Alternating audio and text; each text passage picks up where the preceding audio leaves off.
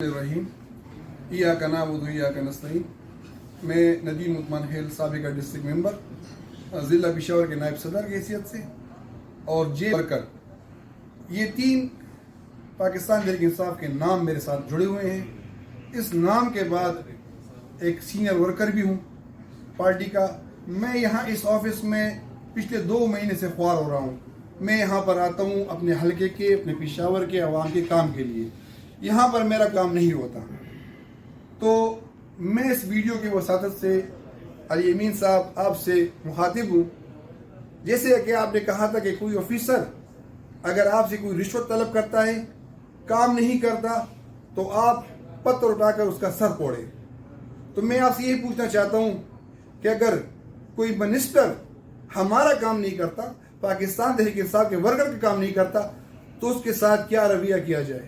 کیا اس کا سر بھی پھوڑا جائے کہ نہیں؟ وہ اس سے بالاتر ہے. برائے مہربانی میری یہ آج کی ویڈیو آپ کے لیے ایک پیغام ہے، ایک وارننگ ہے.